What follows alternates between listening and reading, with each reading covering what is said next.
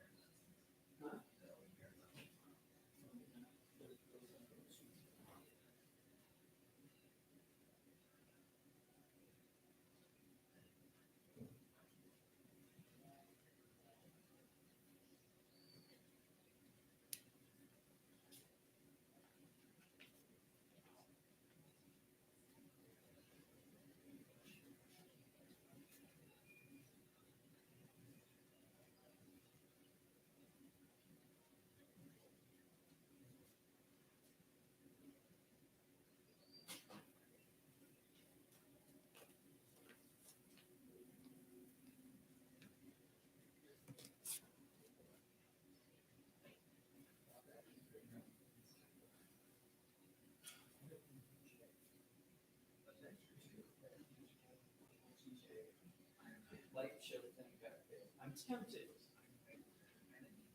If I didn't have the slideshow, I would probably turn this on.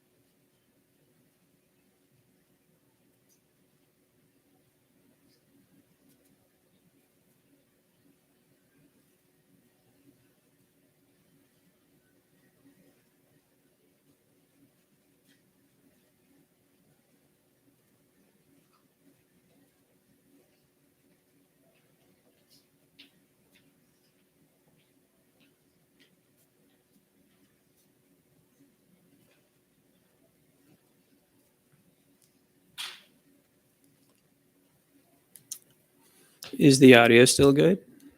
All right.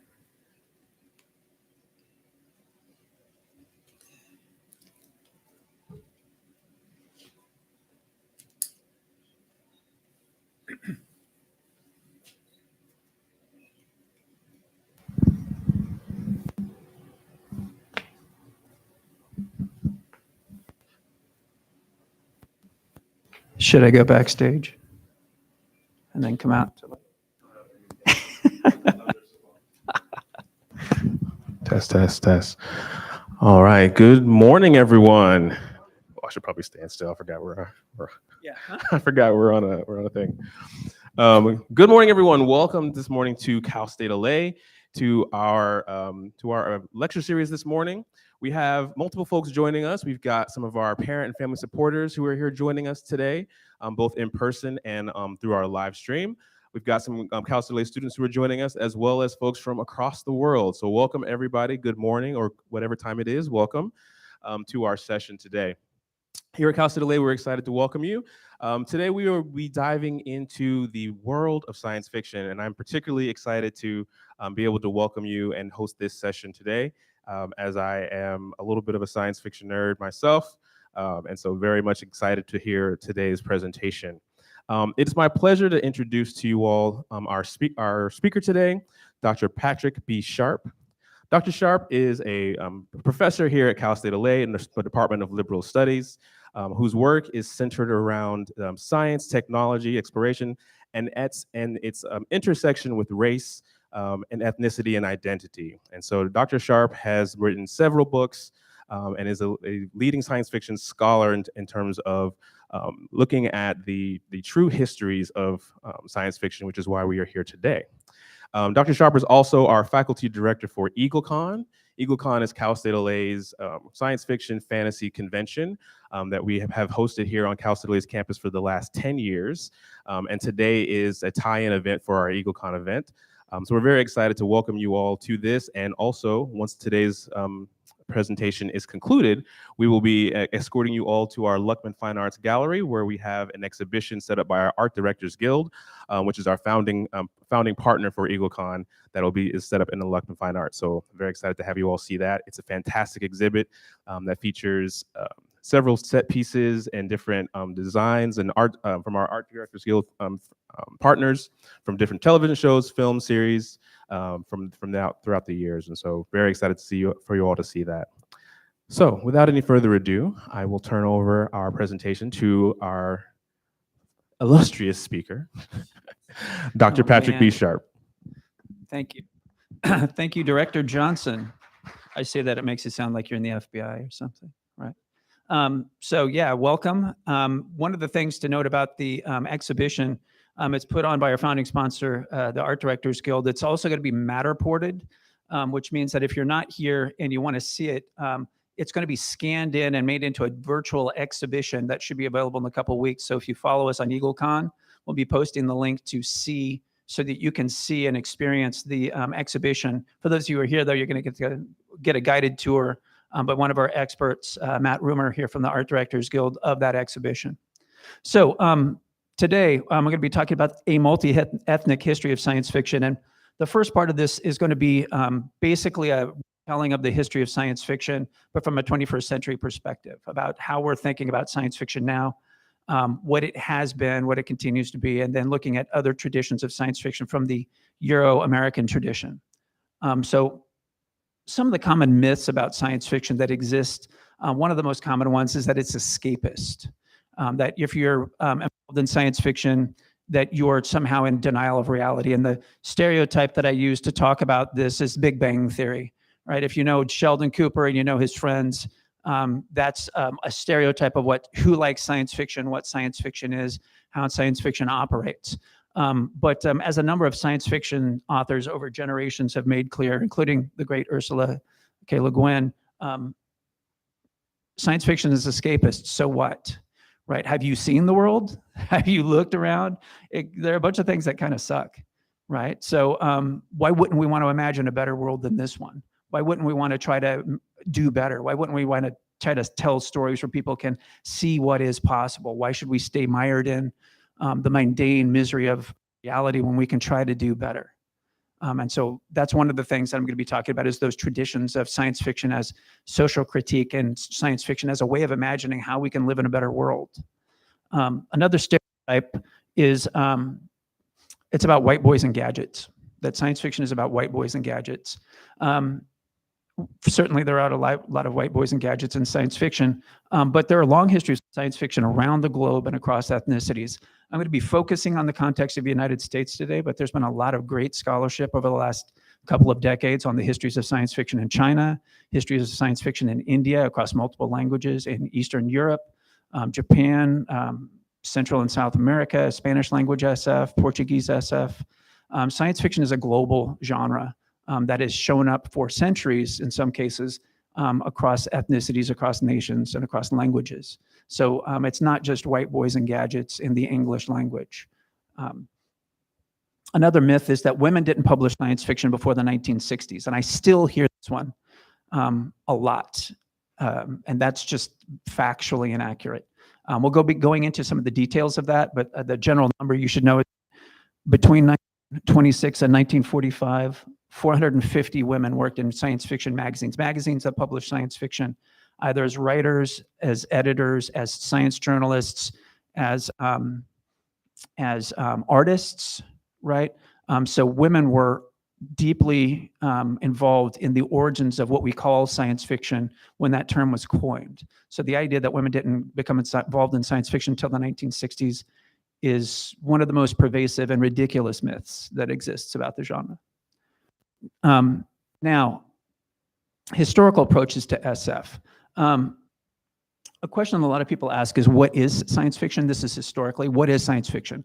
Scholars spend a lot of time debating what is or is not science fiction, as if they were scientists trying to define a particular species of animal, as if they were trying to catalog something. But even as Charles Darwin showed in The Origin of Species, even species are changing all the time. That the systems of classification that we come up with for the natural world are always changing, and culture changes more quickly and rapidly than that even. So when you're trying to define what is science fiction, the answer is, whatever answer you give is always going to be partly wrong.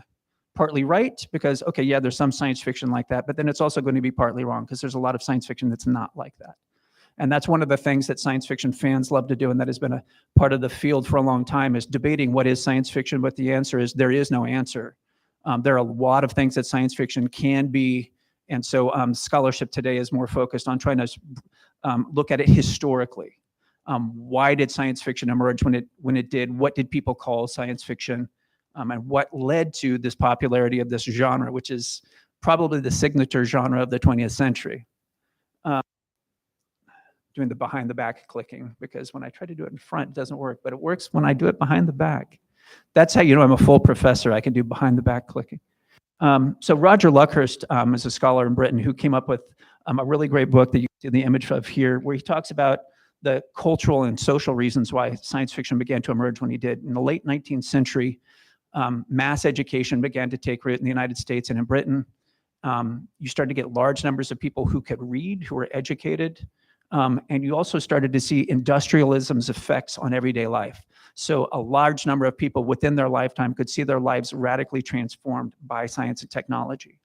So when you live in a world where things are constantly being transformed like that, you start to become more open to stories about science fiction, what we now call science fiction.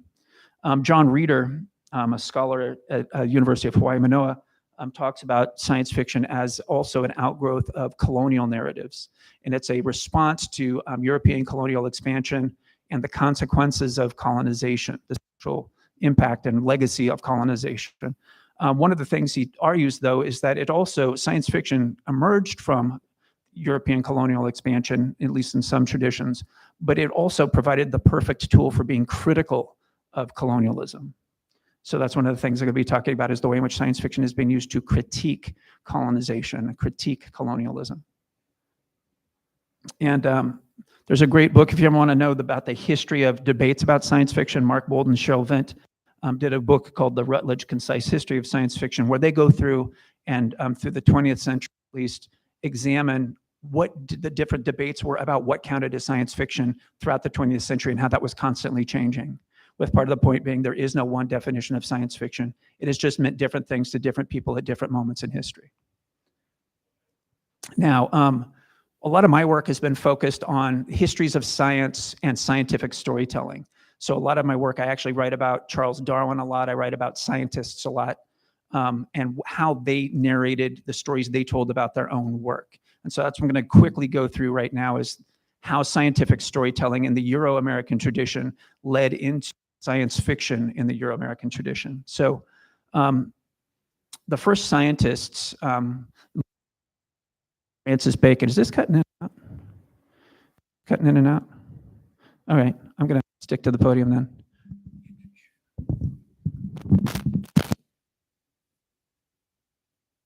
So how's that? Perfect? All right. So the voyages of Columbus and Vespucci to the Americas was one of the first things that really inspired modern scientists and how they began to narrate what they do and the stories that they told about their work.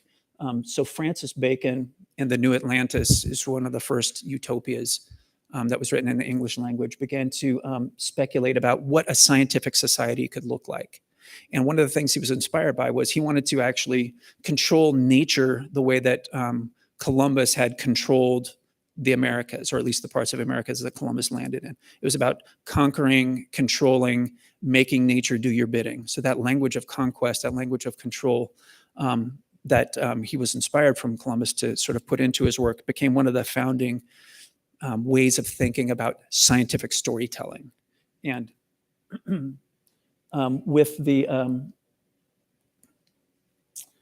rise of the Royal Society in Britain in the 1600s, what you started to get is institutionalized, the first scientific institution in the English language world. It was instituted at a time of political backlash. And so what you get was who can be a scientist? Who could be a scientist was an upper class man of a specific type, right? So women were excluded from the sciences. Lower class people were excluded from the sciences, and people who were not white were excluded from the sciences. And so the narrative of what is a good scientist became centered around this concept of what we now call scientific masculinity, the right kind of man. And Robert Boyle was the first sort of example of that. And there's a lot of good work that's been done on this, on clerical asceticism, the idea that to be a scientific man is to deny the pleasures of the body to elevate your mind. Again, Sheldon Cooper is a touchstone for this, because Sheldon Cooper never has sex. He's socially awkward.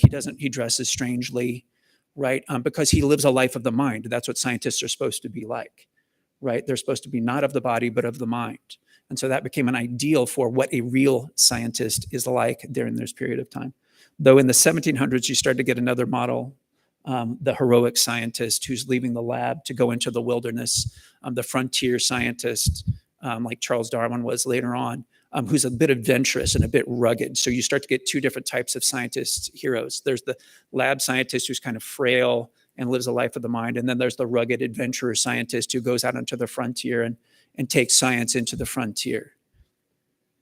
Now, some of the earliest stories, though, those were nonfiction stories. I was just describing how scientists were narrating their own work and talking about their work and how they were constructing their identities. The first fictional stories, there was Bacon's The New Atlantis, but then there were also just kind of more entertainment stories. So one of those was by Francis Godwin, called The Man in the Moon in 1638, which is where a scientific man is on a voyage, a colonial voyage, where he's trying to make money. And in order to escape a bunch of savages, he trains some geese with a contraption so that he can get in the contraption and the geese will fly. And he can actually invent flight by harnessing geese. But then the geese go on a migration to the moon, where he discovers a utopia, and it becomes this sort of space travel colonial story. And the people on the moon are superior, and they teach humans all this kind of stuff. Anyway, it's one of those kind of stories. There's Margaret Cavendish's The Blazing World. So I mentioned that the Royal Society was founded and they excluded women. The most prominent woman that was excluded was Margaret Cavendish, who was the Duchess of Newcastle. So she was actually a more accomplished scientist than a lot of the men who were allowed in the scientific society. So in 1666, she wrote a story called The Blazing World, where a woman who's very much like Margaret Cavendish goes on a voyage to another world and actually is accepted by the natives there and is allowed to build her own scientific society. And so it's this strange kind of utopian critique of the Royal Society and the Society of Men and all that. But it's about a woman scientist traveling to another planet and engaging in these types of scientific societies that she herself was excluded from. So from the very beginning of the foundation of scientific institutions in the English-speaking world, there were women who were being excluded and who were writing stories about that, being critical of it. Right? So there's always been resistance to this exclusion from science, and also that's a science fiction story, right? The most classic, like whenever the most, boneheaded exclusion that some people make is not remembering that Mary Shelley wrote science fiction. She wrote Frankenstein, for God's sake. So, women didn't write science fiction before. So, well, there was Mary Shelley, who was, the mother of a lot of it, right? So Mary Shelley wrote Frankenstein in 1818. There are a lot of things going on in that story, but one of the things that's going on is it's a critique of scientific masculinity. You got a lab scientist who becomes physically frail. He becomes obsessed with doing things the wrong way. He's trying to conquer nature, conquer death. That language of conquest is there, and she points out what can go wrong with that, right? You create monsters that come back and destroy you. Right, so that's one of the central myths of science fiction, and it also started what a number of scholars have referred to as the Gothic tradition of science fiction. So that's a Gothic mode of science fiction that has been pretty consistent since Mary Shelley first wrote, and her work became reprinted in the late 1800s and became really popular then, even more so than what was originally published, and was really influential on the founding of what we now call science fiction. I'll quickly go through Darwin. Those people who know me know that I can go on about Darwin all day. I spent a lot of my time writing about Darwin, 3 books on Darwin, and his influence. One of the things to know about race as a concept, race as a concept was a scientific concept invented in the late 1600s and 1700s by scientists who were trying to classify the people of the world that Europeans were coming across. And so they were trying to classify, just like they would classify any animal, they were trying to classify humans and say, okay, this group, this race has these characteristics, this race has these characteristics, right? So in the context of colonization, that's where the concept of race emerged, and it became woven into a lot of these early science fiction stories. So you get these stories of superior Europeans coming across these races that are inferior, and engaging with them as either as savages or conquering them or what have you. That's a real common mode of science fiction that's coming out of this tradition. But as we now know, race is a myth about biology and heredity. It has no founding in biological reality. It's just a myth that became enshrined in science in that period of history. Charles Darwin was one of those heroic scientists who went out onto the frontier on the Beagle voyage and actually studied the sciences, took the laboratory to the field. And so his early celebrity as a scientist came from the Beagle voyage, where he did that and then wrote it up and came back to England to a lot of acclaim. But the most important work that he wrote for the history of science fiction, is, I argue, is The Descent of Man, where he applies his ideas about evolution to humanity. And so this is one of the ways to think about, like, these 2 images right here really capture a lot of what Darwin's narrative was. When he was on his Beagle voyage, what he was seeing was these Europeans with superior technology coming across, in this case, the people of Tierra del Fuego, who he saw as savages with a low level of technology. So technology was, in that period of time, a way of measuring where you fit on a scale of civilization, with Europeans seen as the superior ones, and quote unquote savages seen as the inferior ones. Technology was at the center of that. And when Darwin wrote his, in The Descent of Man, his history of humanity and how humanity had evolved, he came up with what was now called the man, the toolmaker myth of, the man, the toolmaker narrative of human evolution. And you've all seen that image in the corner there, right? This, right, over time. And in the older versions of it, you start off darker skinned and you start to get to lighter skinned. Right? Because that was seen as the evolutionary hierarchy that came out of that type of science. Darwin's actually pretty ambivalent about race as a concept and was pretty progressive for his day, but a lot of the work that was based on his was not. So Darwin controversial figure, was a lot more thoughtful about race than a lot of his followers were. But the idea that he came up with was that human beings have been naturally selected to invent and use technology, and that those groups that were more successful came up with the best technology and conquered other groups. Right. What he was really doing, he was in a colonial context where he saw that happening. And so he wrote a vision of human nature based on what he was seeing during colonization. But that became a narrative of human evolution that became repeated by H.G. Wells. So H.G. Wells, who wrote The Time Machine, who wrote War of the Worlds, he wrote The Invisible Man, right? He wrote these landmark stories in the English language science fiction that have been repeated endlessly. If you've ever seen like Independence Day or any science fiction story where aliens invade, that's just a retelling of H.G. Wells' story, right? Any of those time travel stories, that's just H.G. Wells. But H.G. Wells, what he did was he took Darwin's narrative of the past. He said, okay, Darwin wrote this narrative about humans had evolved using science and technology. So he asked the question, okay, what does that mean for our evolutionary future? Darwin's talking about the past and how we've evolved. Well, how are we going to evolve now? Where are we going to go now?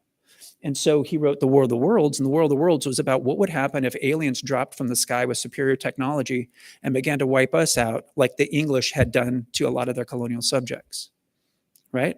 What would that be like? And so that's a classic example of how science fiction is not only a product of colonial discourse and colonial narratives, but also provides the perfect type of story to critique colonialism. It puts the reader in the position of those who are being colonized and understanding what that feels like, right? So again, this sort of evolutionary discourse and this colonial discourse really starts to come into type focus in the Anglo-American tradition of science fiction in the late 19th century. Really quickly, in the 20th century, one too many behind the back. So in popular magazines, there were a lot of magazines that were publishing science fiction that were multi-genre magazines, like Jack London published in The Black Cat.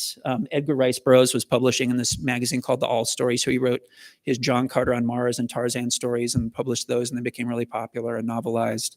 You get Weird Tales, which is another multi-genre magazine, publishing many different genres, but among them science fiction.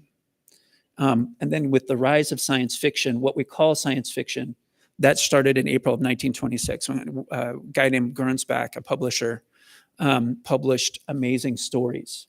And with Amazing Stories, he came up with the term he called scientifiction. And this was an attempt to narrowly market this type of scientific story to a specific group, right? And it is, again, what we now call science fiction. But he defined it as the Jules Verne, H.G. Wells, Edgar Allan Poe type of story. And one of the purposes of his type of storytelling was to actually educate people on science in an entertaining way. So people read a story based on science and actually learn and become enthusiastic about science, and it would actually contribute to progress. One of the people he excluded from that was Mary Shelley, because Mary Shelley wrote a gothic, dark type of story that was very critical of science, that was not necessarily what he was going for. He did publish mad scientist stories, but mad science stories tended to be show up more in the Weird Tales. Weird Tales was a multi-genre magazine, but they tend to promote what they called the weird scientific form of science fiction, which is more gothic SF, mad scientists, mad experiments, that kind of stuff. That was really more their mode. Another big editor that showed up in Amazing Stories, I put zzz there because the guy was apparently boring as toast. He was a retired natural history professor running a science fiction magazine. And he didn't believe that space flight was possible. And he was very pedantic. He was one of the people who thought women weren't very good at science, right? So a lot of his stories really are, like a lot of the stuff he published was pretty bland. Gernsback had lost control of that magazine. And so he formed a couple of new magazines that we now wrap under the umbrella of the Wonder Stories magazines. And the Wonder Stories magazines are important because Gernsback was continuing to push his vision of science fiction as a way to educate the public about science, but also with David Lasser, his literary editor. Lasser was an MIT-trained scientist who was also a social progressive. So he also began to push socially progressive visions of the future that were very scientifically accurate and were very interesting. I'll talk more about the feminist utopias that they published in a minute. And then in Astounding, and this is in the first wave of things that called themselves science fiction, there was F. Orland Tremaine, who started Astounding, or who didn't start it, but was the first major editor of Astounding, that created what was called the thought variance style of science fiction. So you start to see, even from the beginning, there are a lot of different versions of science fiction. What it is, was dependent on who the publisher was, what they were trying to market, and all of that. A lot of it was just marketing strategy, not trying to define something that has a real essence. The golden age, the myth of the golden. I have lost track of time. Okay, how am I doing, Christopher? We're good? Okay, good. All right, this is where I'm 20 minutes in. I guess where I wanted to be. So one of the big myths that I like to teach against now is the myth of the golden age. So the idea existed for a long time and still prevails in some circles that science fiction really didn't become an adult genre or didn't become serious or good until the late 1930s, when John Campbell took over as this editor of Astounding Science Fiction. And so what gets dismissed is the Gernsback magazines, and a lot of the stuff came before it. But there's historical reasons for why Campbell, and he's the first guy who published like Isaac Asimov's, wrote a lot of Isaac Asimov's stories. He published a lot of Robert Heinlein's early stories. So those great names of science fiction from the 40s and the 50s started off in as Campbell discoveries, right? At least that's what he claimed. They published elsewhere, but one of the things that happened is in the late 1930s, the other major magazines that published science fiction decided to go juvenile. They started to go for childlike adventure stories, right? So it became kids stuff. And his magazine was the one that tried to continue to take science fiction seriously.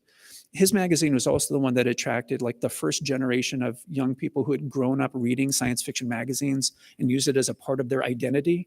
They saw themselves as this group of people that were trying to push progress in the right direction. And so the science fiction fandom identity became something that took over science fiction with these magazines. So Asimov and his group, called the Futurians, Campbell, they were all true believers in science fiction that took it very seriously. And during that period of time, they were the only ones, at least in the magazines, that were taking it seriously in the late 1930s. And then World War II happened, right? And after the United States dropped an atomic bomb on Hiroshima and Nagasaki, well, the atomic bomb was something that H.G. Wells had predicted in a science fiction novel in 1914 called The World Set Free. So suddenly an atomic bomb, something straight out of the pages of science fiction, changed the course of history. So it's like you wake up one morning, it's like if we woke up one morning and said that, like some kind of teleporter device had been created and we had just beamed a bunch of troops to the Ukraine and they had, just won the war overnight. It's like, what, we can beam people places now, right? That was that kind of a shock.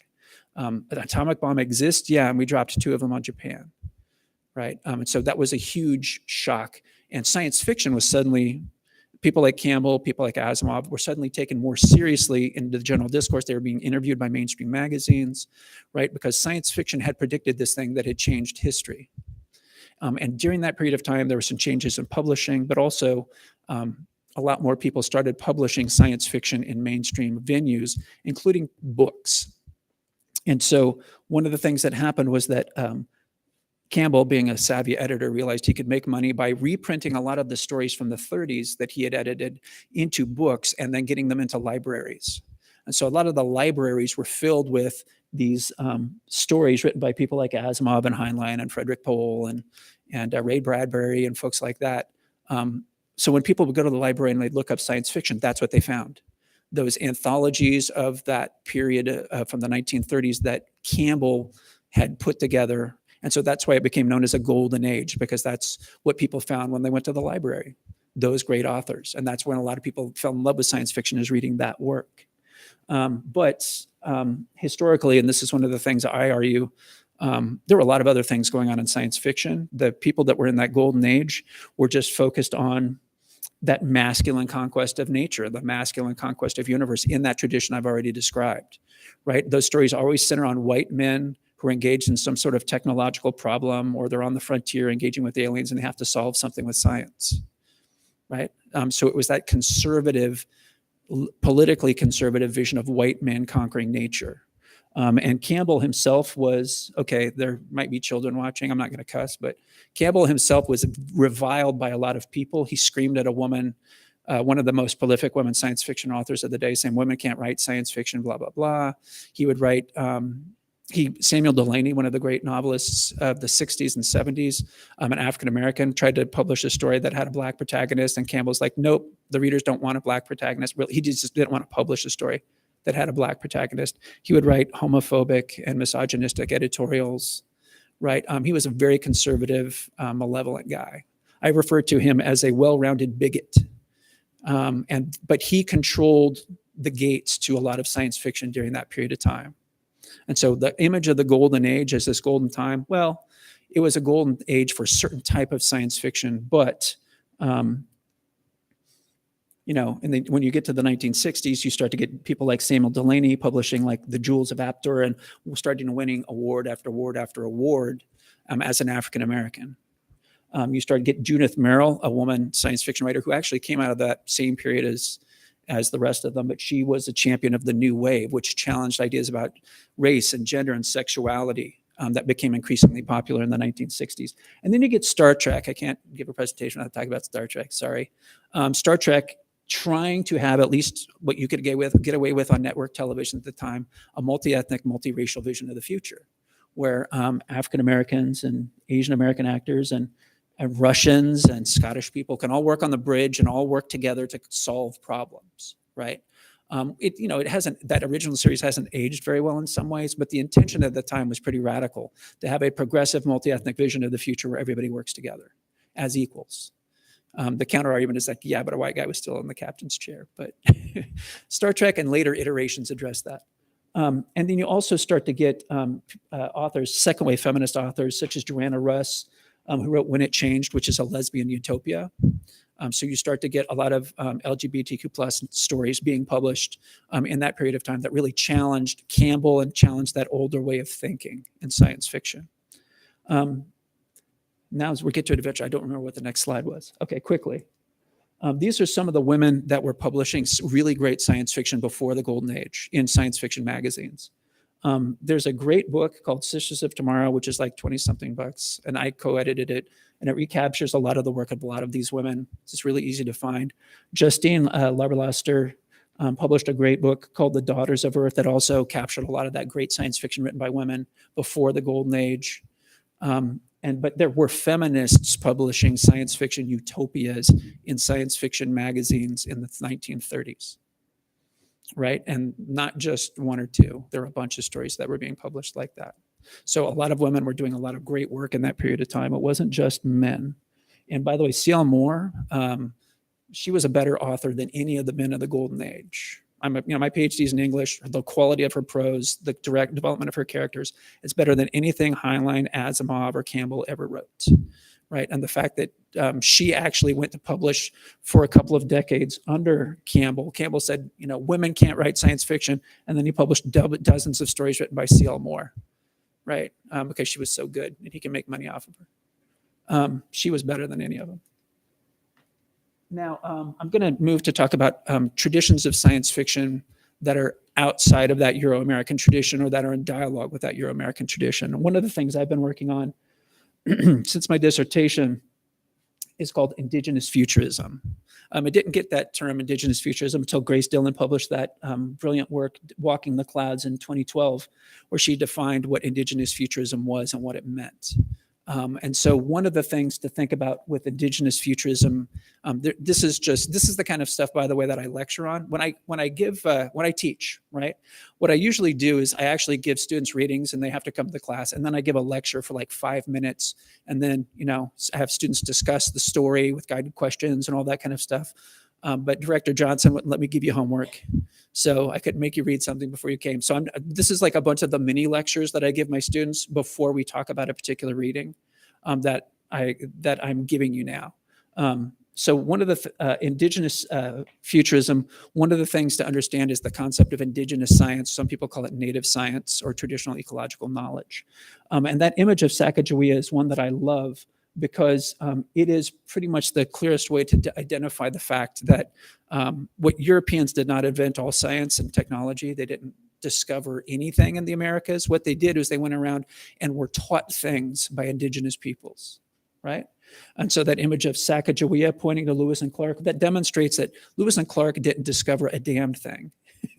What happened was Sacagawea and other people were giving their scientific knowledge of the landscape, the animals, the plants, the geography, the rivers, the seasons, indigenous science. They were teaching that to Europeans. They were teaching Europeans how to farm crops that would survive in the Americas, teaching them how to cultivate them, how to cook them.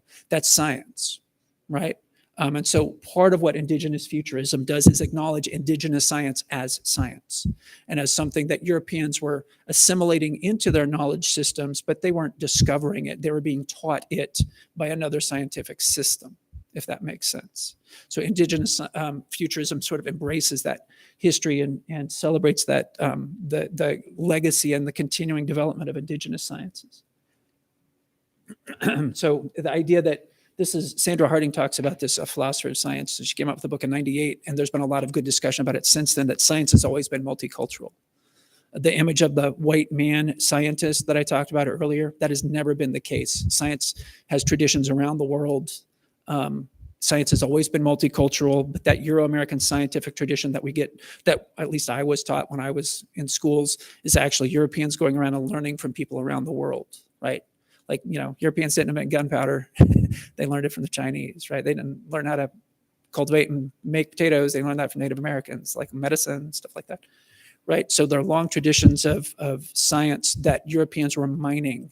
And so science itself has always been multicultural. So science fiction itself has always been multicultural, right? There also, Dylan talks about what she calls the indigenous apocalypse and returning to ourselves. The idea of indigenous apocalypse is pretty easy to understand. I talked about H.G. Wells and how he was telling stories about what it's like to be the colonized, what it's like to have aliens drop from the sky and take over your land. And Dylan's point, and the point of a lot of indigenous futurists, is we don't have to imagine that. That is the past for us. That's not some imaginary future. That happened to us, right? So a lot of the stories that are told are basically about, are historical stories about the apocalypse that happened, right? The alien invasion that happened. Aliens invaded, they came from Europe, and this is the story about that, right? And the returning to ourselves is a way of thinking about how indigenous peoples have continued their legacies, continued their lives, continued their families, continued their traditions, and healed themselves from the legacy of colonization. Some people talk about decolonization, right? Decolonizing the self, decolonizing community. And it's a related idea to that. It's about using science fiction and indigenous futurist storytelling to heal your community and imagine better futures for your community, right?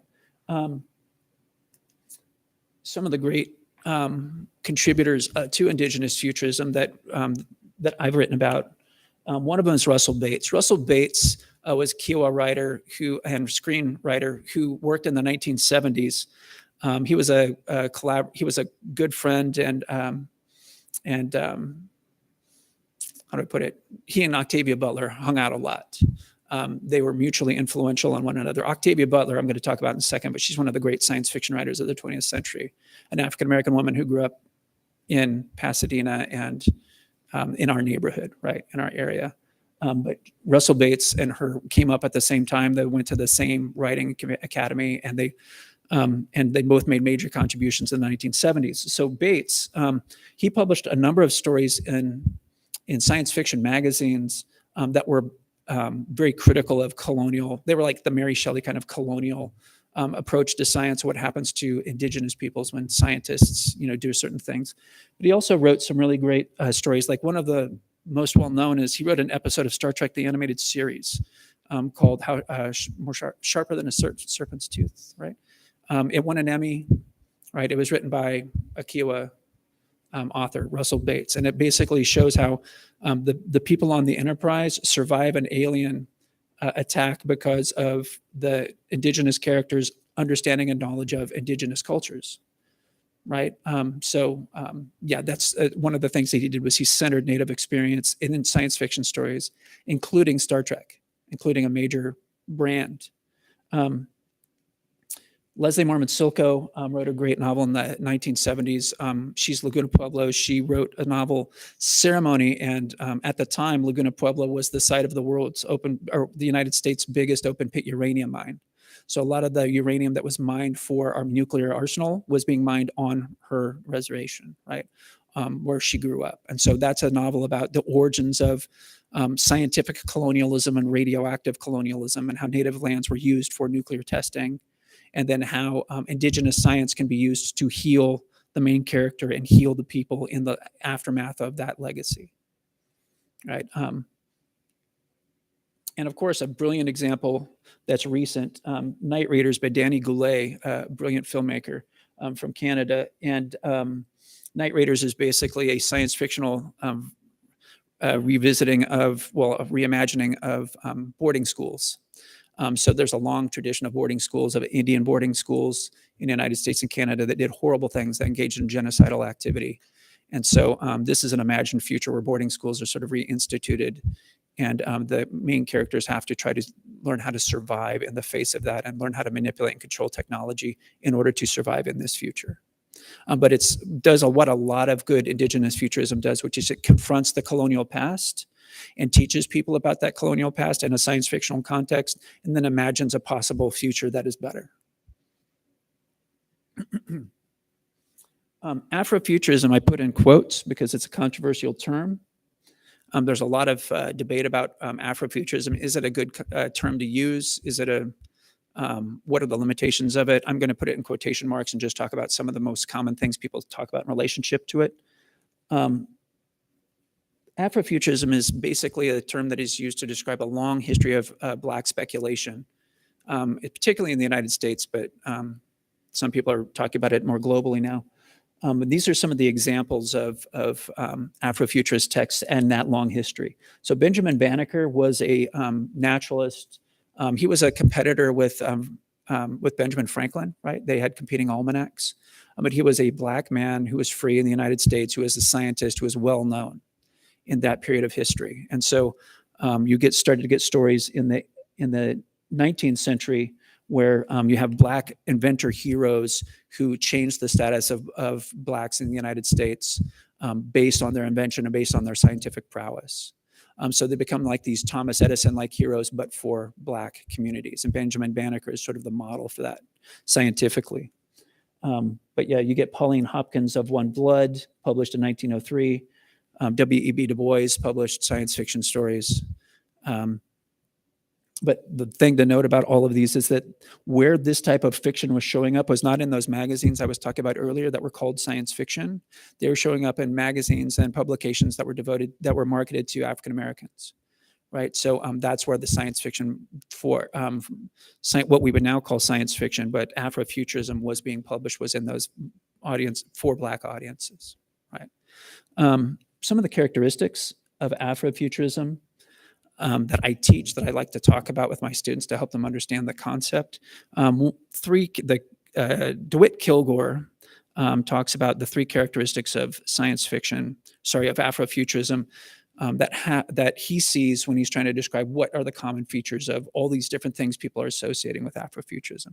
If you've seen the Black Panther, right, you've seen sort of a fully realized vision of Afrofuturism. But this is the long history that's preceded that for a couple of centuries.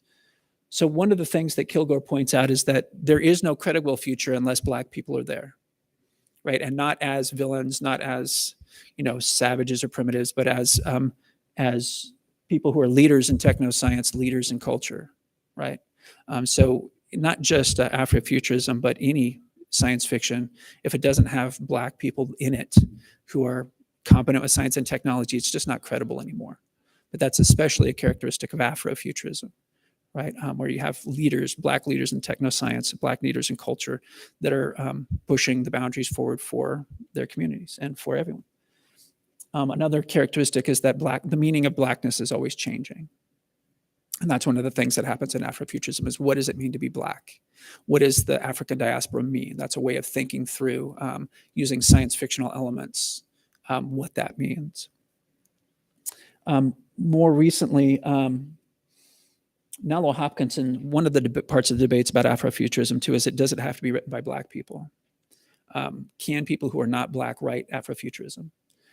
Mallow Hopkinson has made the argument that that as long as you are taking the histories and cultures of Black people seriously and working it into your work and engaging seriously in the debate, then you can publish stuff that we would call Afrofuturism. And she thinks it's important for people who are not Black to engage in those critical histories and engage in the critique of colonialism, the critique of slavery, the critique of segregation and oppression, right? She thinks that that's an important part of the conversation. But that's one point. There are other people who say, you got to be Black to publish Afrofuturism. Isaiah Lavender, he's a professor at University of Georgia now. He talks about a couple of different things that I teach on a regular basis too. One is about the science fictionality of Blackness. There are a few different ways to understand the science fictionality of Blackness. One of them is to understand that race as a concept was invented by scientists, right? And so that category that was imposed on people in the African diaspora of race is itself science fictional because it is a fiction of science. Race is a myth, a fiction about biology that was imposed on bodies. So the idea of Blackness in that colonial context is science fictional. And you can go into, the experience of the Middle Passage was basically an alien abduction story of its sort, where aliens show up, abduct you, take you to another place and make you work for them as slaves, right? There's a science fictionality to that.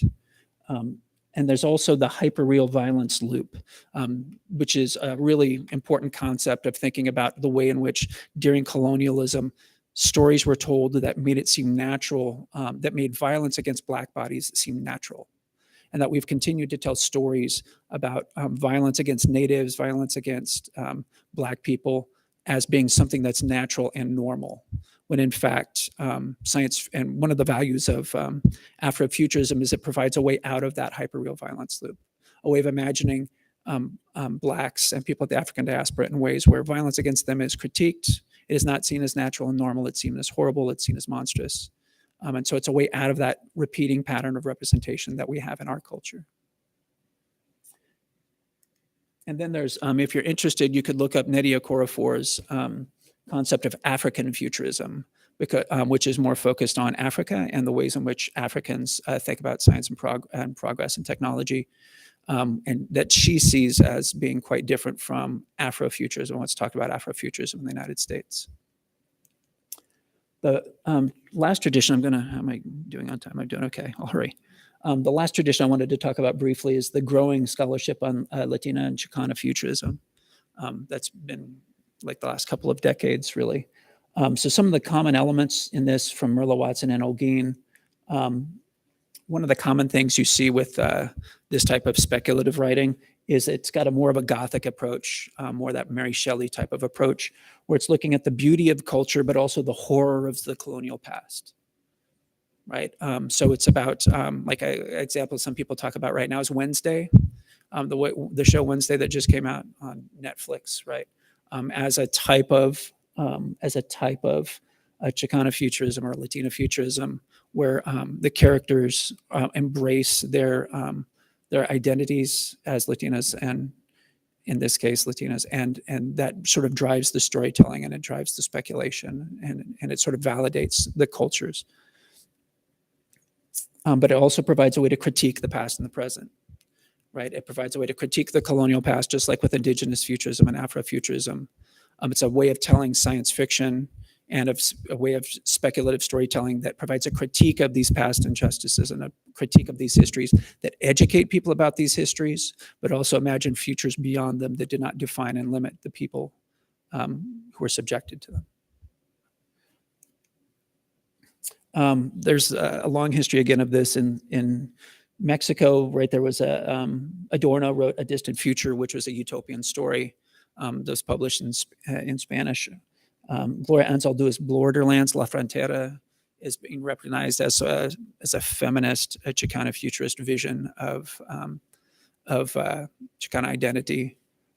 Probably the most recent, well, there's Nuke. I'm working right now with my colleague Victor Viesca on the work of Joseph Nuke Montalvo, who is an artist who's been working in LA since the 80s.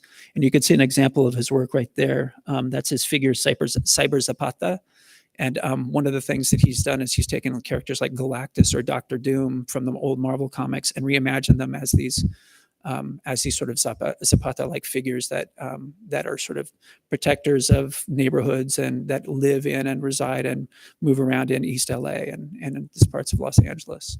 And his work has shown up in murals and street art throughout the city. And also, he produces a lot of art and reprographic. You go buy his stuff. He's awesome.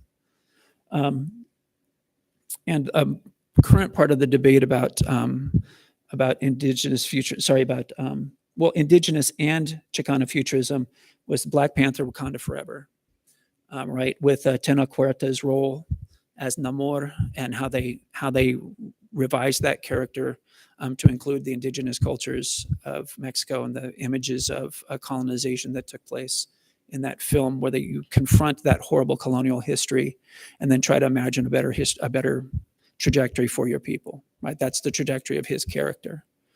So that's a clear modern example of Chicano futurism in this case. But it's debatable the degree to which it's Chicano futurism because it's still an emerging discourse that people are debating. I don't think I can do anything cooler than put up a picture of Tenoch Huerta right now. So I'm going to stop and just take questions. Any questions? And by the way, you can ask me questions about any of the stuff that I just talked about, any of the things I just said, but you can also ask me questions about like life at Cal State LA, the value of certain majors, like whatever, any questions you have about academia and what life is like here for students. And if we have questions, I will run over to bring the mic to you. I think you can also use that mic if you just stand a little bit forward. This one? I do have a question about especially science fiction and futurism and fantasy. Mm-hmm. What is your take on incorporating cultural fairy tales and other fantasies like the Brothers Grimm or like stories from Latin America or even African stories and stuff like that? Would that constitute as a social culturalism fairy tale or fantasies or sci-fi and stuff like that? Complicated question. One thing I didn't touch about, but that is a part of these debates, is a cultural appropriation. So who the creator is does play a role in what they're appropriating and how they're treating the material, the source material in particular. And so like there's a little bit of debate around like the Black Panther Wakanda Forever, for example, in that regard. Like to what extent is it an appropriation by Disney of indigenous cultures to make a lot of money? Right. That's something you have to take seriously. But the distinction between fantasy and science fiction that you're talking about, a lot of the history of science fiction scholarship and what's gone on in the science fiction community, I think has been frankly racist in that regard, where if it's a story that's written, comes from a Euro-American perspective and has fantastic elements that are consistent with the Euro-American ideology, it's still okay. It still can be called science fiction. But if an indigenous person wrote a story that has indigenous science in it, but it draws from myths that are their own traditional, culture, then it's dismissed as fantasy because that's fantasy, right? Whereas if it's something about Euro-American religions, and then it's fine, it can still be considered science fiction. I think a lot, you know what I mean? Like, it's part of that goes along with the Euro-American history of science, seeing anything that's not within its own system as fantasy and myth. And so part of the purpose from my perspective of scholarship on indigenous futurism is to point out that actually, no, this is science fiction. It's drawing from a different scientific tradition that was dismissed as myth by people who took a lot of knowledge from that culture and then never acknowledged where they got it. People who had appropriated that knowledge and didn't give credit. Does that make sense? So I think that, and the distinction between fantasy and science fiction, a lot of people have wasted a lot of breath on a lot of pages trying to debate that, but I don't see them as mutually exclusive. There's the stuff that we know based on science. There's the stuff we don't know, which can be classified as fantasy. They can exist in the same story. Weird Tales, which I talked about, is the multi-genre magazine. They've sort of specialized in fantasy and science fiction mashups. And those stories are really entertaining and really good. And they draw from all different kinds of mythologies. So the question I always ask as a scholar is, what is the use value of trying to define this as science fiction or not?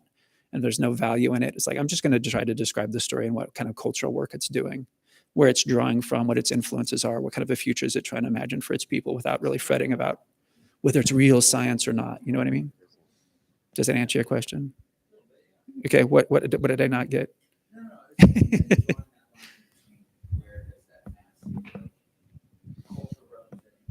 Mm. Right. Mm-hmm. Mm-hmm. Mm-hmm. Right. Well, so what you're getting at is the history of cultures that communicate knowledge orally instead of in written form. First of all, the myth that if you write it down, it's therefore more stable over time. Like anybody who's ever gone back to try to read these old scientific texts realizes that just because it's written down doesn't mean you're preserving knowledge for later generations. Because any of my students who have tried to read Charles Darwin are like, what? It's really difficult Victorian prose. It's really hard to read, right?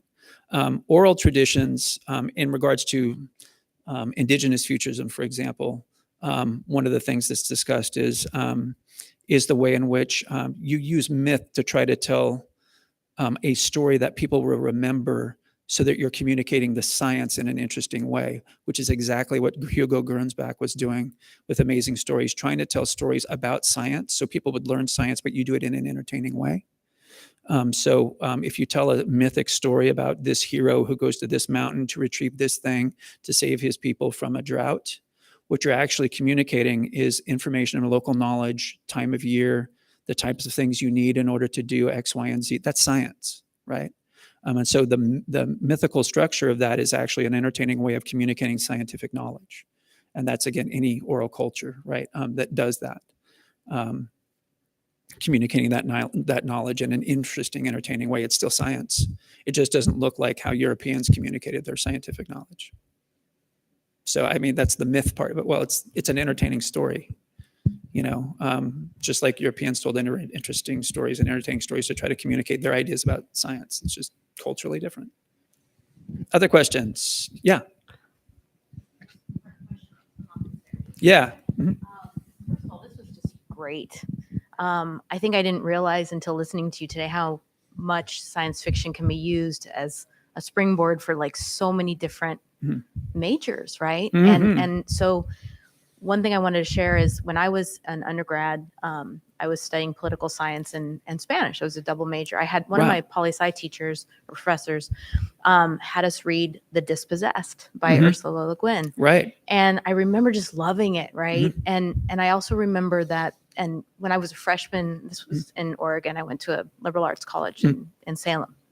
And we started off as freshmen in a freshman seminar, and Frankenstein was one of the books that we read. And this was, so it didn't matter what major you were going into, or, you know, at that time a lot of us didn't know what we were going to start studying, but it seems like such a perfect vehicle. And I wondered if, considering that Cal State LA is such a commuter school, right? Is there a way, or do you guys already utilize you and others to get freshmen like as a springboard into what they might want to study and how they can see how all of it is interconnected? I don't know if that makes sense. It does. That's one of the reasons EagleCon exists, is for people from across majors to come and understand and study science fiction, but understand like all the different disciplines it takes to actually create science fiction, right, across media. I'm a liberal studies, and one of the things we do in liberal studies is we teach like the history of the disciplines and understand the connections between them. And science fiction is, all the science fiction classes are in our major and then cross-listed with maybe English or television, film, or women's studies. But that's one of the things that we use in the core of the major is science fiction to help students understand what exactly the connections you describe. So for example, when I teach my senior seminar in the major, we talk about, like, we'll read like a utopia and talk about it in terms of politics, right? And there are political scientists who talk about like the history of utopian imagination and how that's, you know, utopia is imagining a perfect world that can never exist. But the reason you tell that type of story is to be critical of the present and then imagine how we could possibly do better in the future. But that goes back to, you know, that goes back a long time, right? It goes back to the Greeks. There are examples of it in Europe, in a lot of different cultures. There are examples of this, of trying to imagine that perfect world. So it gets to politics. It also gets to history, right? I think it can, if done right, be an important way to teach, effective way to teach history.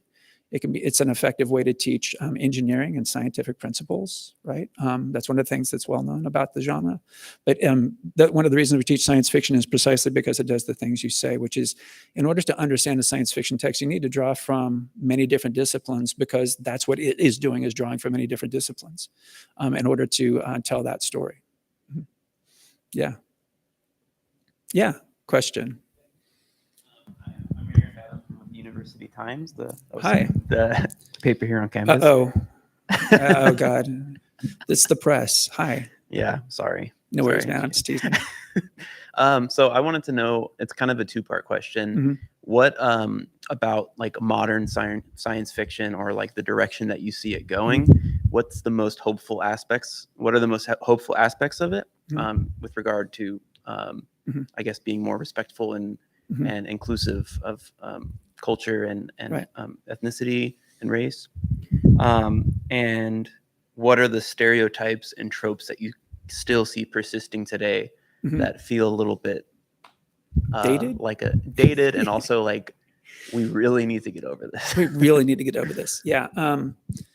Well, I think that I didn't really go into a lot of the more recent stuff, because I think a lot of the, like, one part of what I do as a scholar is try to show where the stories we tell come from, what kind of stuff gets baked into the genre that then more recent science fiction years have been trying to disentangle, right? So that colonial history of racism, the colonial history of conquest, and all that gets baked into the genre. And then a lot of science fiction writers have been trying to write stories that, and artists and others have been trying to write stories using science fiction to draw critical attention to the baggage that comes with the genre, right? So I think what gives me a hope right now is when you just look at the publishing landscape, when you look at the media landscape. I mean, when I was growing up in that, like, in the 90s, like, there was Deep Space Nine, Star Trek Deep Space Nine, which had a black captain and a great, diverse cast, and dealt with the issues of gender and sexuality and all that. Like, the first same-sex kiss on primetime television was on a science fiction show. Nobody said anything because it was a science fiction show, because they were able to decontextualize it in a way to get people to reflect on it in a different way. Ellen DeGeneres came out 6 months later, and everyone lost their minds. But I'm like, there's 6 months ago, there was a same-sex kiss on, like, primetime TV. Y'all didn't even notice that, right? Science fiction has the power to show people different ways of thinking. And I think that if you look at the 90s and 80s, it was still largely a pretty homogenous field. You had the great Octavia Butler and Samuel Delaney, and an increasing number of people publishing really interesting, like, Afrofuturist work and what have you. But Octavia Butler's inspired so many great writers that are writing today. There's just, like, Nnedi Okorafor I talked about, Nalo Hopkinson, Stephen Barnes was a contemporary of Octavia Butler's and a brilliant science fiction writer. There's so many brilliant science fiction writers who are Indigenous futurists, who are African American, who are and increasingly Chicana and Latina science fiction writers and producers and artists. I think this stuff has existed for a long time, but I don't know how else to put it. It didn't get the press. It didn't get the coverage, not only in popular culture, but also from scholars, right? And so as a scholar who's becoming a senior scholar now, I'm really heartened by the great work that my colleagues across the world are doing in recovering these traditions and in doing a better job of telling these histories in ways that are more responsible. Like, a lot of this stuff that I was just telling you is sort of a really shortened, partial vision of these histories, but they're really rich, deep, complex histories of Indigenous futurism, all the stuff I've been talking about. There's a lot of good scholarship on it now, and a lot of good coverage. Like the fact that Danny Goulet was able to make that film and have it do so well. I don't know if any of you have seen Sleep Dealer by Rivera. It's a great Chicana futurist or Latina futurist dystopian story from the 2000s. A brilliant, brilliant film. Stuff like that is being made now that would have never been made when I was growing up, right? So I think that, even though we're in a divided country where there's a lot of, especially online sniping and in the fan communities, a lot of wars that go on and what have you, I think the amount of great science fiction that that is trying to embrace diversity, trying to do better, is really heartening. Does that answer both parts of your question? Mhm. Yeah. Okay. Stereotypes and tropes that. Oh, the persisting stereotypes and Yeah. tropes. Yeah. Did I mention the Big Bang Theory? I mean, I have a love-hate thing with that. But yeah, it's still perpetuating the stereotype that science fiction is about a certain type of white guy scientist. They tried to do better towards the end of that series, but it really was perpetuating a stereotype of fandom of the genre, right? That doesn't really match reality. I mean, if I think about the work of Andre Carrington, a great professor at UC Riverside right now, who's done a lot of really great work, in describing fandom from a different perspective. There are a lot of great scholars who are doing this work, showing how our assumptions about who likes science fiction has always been wrong. And while we can critique what was happening in those, the sort of the white male focused stories in the major science fiction magazines for a long time, there were still people reading and loving those magazines that were, women, that were people of color, that were LGBTQ plus people, right? That then decided, I'm going to write my own versions of that, right? And they have done it, and they're getting published, and they're really awesome, right? The fact that they're finding a space in the cultural landscape to do that type of work now is great, but we still see the persistence of these stereotypes about science fiction and fandom and who people are who do this kind of work and what have you. Yeah. I mean, I think Black Panther has done some good work in this regard, and but then again, there's the debate about, okay, is the fact that there are certain corporations that are making a lot of money off this now, is that a good thing? Is that a bad thing? Some people debate that. Right. I think it's a good thing, because I grew up reading Black Panther and wanted to see these movies, and damn it, they made them. And but I understand the perspective of those who see the limitations of those movies. Yeah. Thank you very much. Mm-hmm. We have a question from our YouTube audience. Oh God, this is one of my scholars friends. It's like, what the hell did you just say? I second this question as well. Oh God, here we go. Okay, Could Iris, you hit me. recommend? Thank you for touching on so many different ethnic futurisms. Could you recommend any readings for Asian futurisms, or have these futurisms not been written as much? From Clarison. Oh, I knew somebody was going to ask that, because I didn't put that slide in. Damn it. There's some really great work that's being done on that right now. There's a lot of whoever posted that my email address, because I can look it up and send it to them. There's been some really good work that's been done recently on Asian American science fiction, and some really good work that's been done on Japanese and Chinese science fiction and the sort of cultural interchanges. Amy Bong's book is really good. It's not coming like the full. I've got the bibliography, but the stuff is not on the tip of my tongue. So yeah, give him my email. I'll send it to him. That's a developing, and thinking about somebody who's been in the field for 30 years, where the scholarly study of it is. Like Afrofuturism has been really strong for a while. Indigenous and Chican futurism are catching up. Asian American studies of Asian and Asian American science fiction is the one that's lagging the most as far as the scholarly work, right? There's some people who are doing some really great work, but it's not widespread yet. And it's starting to get that way. And that's something that's another thing that gives me hope is, got some great people doing some great work in that now. Thank you. Side question, I'm sure many of us are wondering, what are your thoughts on the Avatar franchise? Some of us feel that it's more harmful than actually bringing, highlighting Indigenous stories. So how will I say this without alienating the industry people that help support this event? I'll just say it. The problem I have with it is it's a white savior story. There's this long history. One of the things I'm writing critically about is the history and ecological narratives produced by white people of playing Indian, right? That's what the term for it that's developed in Native American studies is playing Indian, where they white people go live like Indians and become natives, and that's a better way to live ecologically. But it's always based on a white perspective. And it's like Dances with Wolves, which is really interesting in some ways, but which is still a story about a white guy. and his experiences, and everyone else who's not that character are sort of side characters. It's like, the Lone Ranger and Tano. It's like, Han Solo and Chewbacca, right? Stories that I enjoy, but I see the problems with.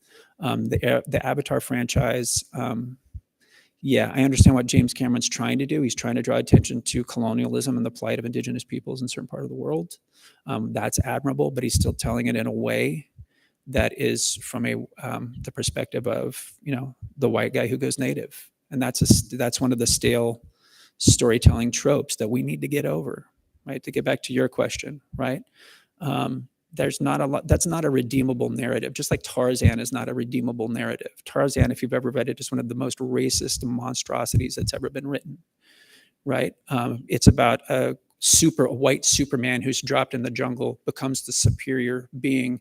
And one of the things he does for fun, this is the original Edgar Rice Burroughs thing, is he naturally knows how to make ropes. And whenever he sees black natives, he starts to lynch them, and it's supposed to be funny, right? How do you recover that?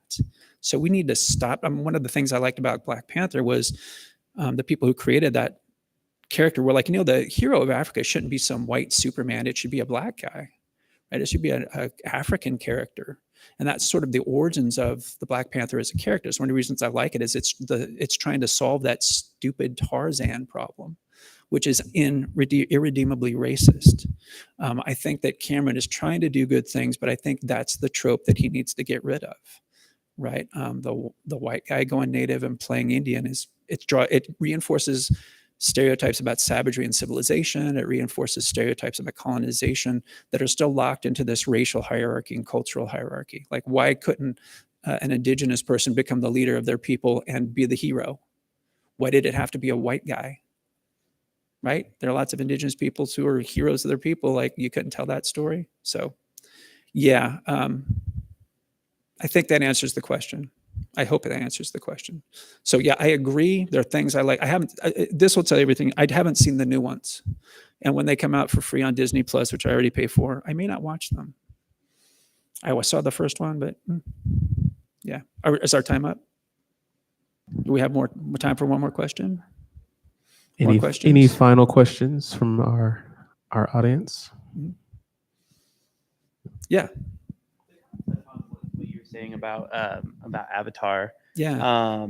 I haven't seen it either, but but what you're describing, it kind of feels like the old westerns from like the 50s and 60s. Yeah. Where you have like the white character that you're looking through the lens of this character. Right. Do you think that is some sort of through line from that to just like a different incarnation of like a Western, like yes. One of those Westerns from that time that just kind of gets thrown into like modern. Yes. Yeah. That's actually I'm writing the piece on Nuke Montalvo with my colleague on Chican and Futurism right now. And then when I'm done with that, I'm going to get back to the project of like, there's this novel called Ecotopia by a guy named Colin Beck. He's a Californian. He was a Californian. And it's about how an ecological utopia in California breaks away from the rest of the United States and all of that.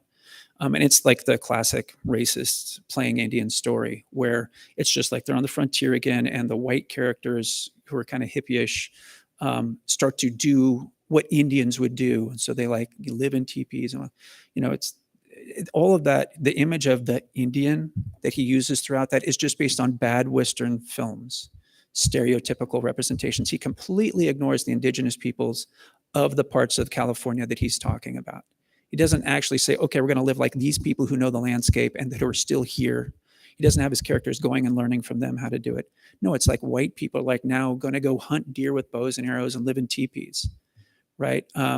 And indigenous peoples are completely erased from the novel, right? I don't think that what Cameron's doing is at that level, but I think there's a through line from that, from white people playing Indian and being natives, that still preserves that idea of white superiority, that, okay, the natives do this, but they need white people to come and help them raise their game culturally and otherwise in order for them to survive. It's the white savior narrative, right? You get this with a lot of this with like stories about Africa too, right? The white savior's got to come save them. Well, no, right? So yeah, that answers your question. Yeah. I definitely think there's a through line there. All right. Well, thank you, Dr. Shop, very much for your Thank you all. presentation today. Thank you. And we're going to head over to the exhibition now. But for those of you online, do look for follow EagleCon online, EagleCon LA. You can Google us. And we're going to be putting the Matterport, the virtual version of this up in a couple of weeks after this event. So thank you. Thank you. All right. So for those of you who are still in the house,